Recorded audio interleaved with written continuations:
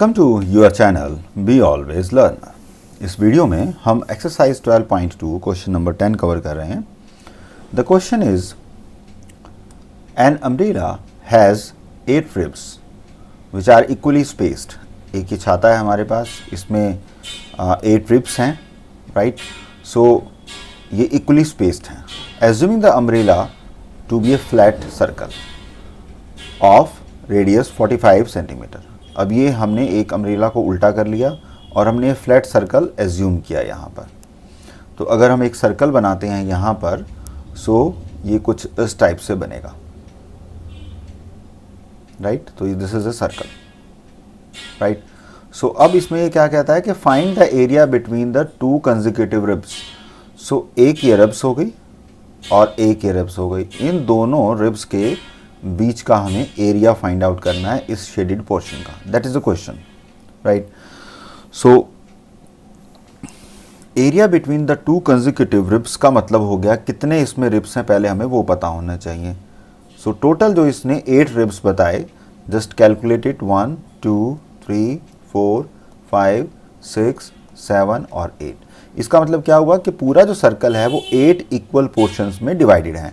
तो अगर हमें ये एंगल निकालना हो इसका, दिस एंगल, तो टोटल जो एंगल होता है सर्कल में वो होता है 360 डिग्री। और कितने पोर्शन है इसमें? 8 इक्वल पोर्शंस हैं, तो 360/8, ठीक है। सो ये इसका एंगल आ जाएगा इतने डिग्री का, इस पर्टिकुलर सेक्टर का एंगल आ गया हमारे पास। फिर एंगल निकालने के बाद हम फर्दर कैलकुलेशंस कर सकते हैं। एक तो ये मेथड हम यूज़ कर सकते हैं इसमें, और दूसरा हम इसमें यूज़ कर सकते हैं कि टोटल 8 इक्वल सेक्शंस हैं, तो टोटल सर्कल के एरिया को हम 8 से डिवाइड भी कर सकते हैं।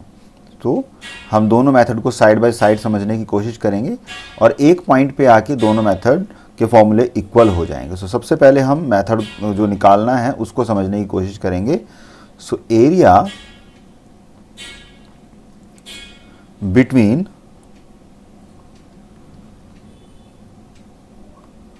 टू कंसेक्यूटिव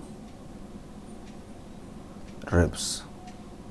सो फर्स्ट हमने इसको लिया कि हम कहते हैं कि थीटा जो कि एक सेक्टर का एंगल है, divide by 360 degree multiplied by pi r square. हम ये वाला फॉर्मूला भी लगा सकते हैं, and that is equal to, दूसरा मेथड क्या होगा हमारे पास?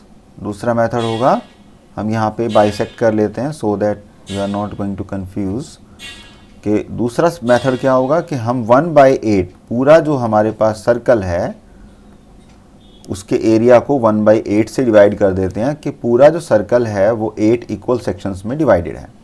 तो पूरे एरिया को 1/8 से मल्टीप्लाई कर दिया हमने, 8 से डिवाइड कर दिया। अब थीटा की वैल्यू निकालनी है, तो थीटा की वैल्यू कैसे निकाली हमने? 360/8 इक्वल पोर्शंस में है। So this will be 4 and 5, 45 degree.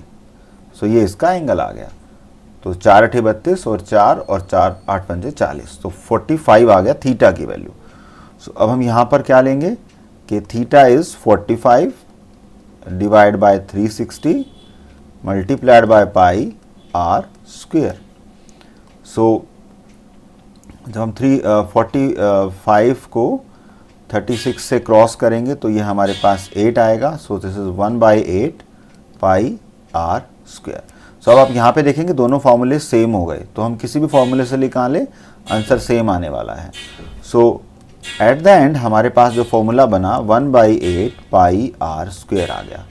So 1/8 multiplied by पाई की वैल्यू 22/7, और आर कितना है? रेडियस 45 सेंटीमीटर, बट यहाँ स्क्वायर है तो हमें यहाँ इसका स्क्वायर करना होगा, राइट।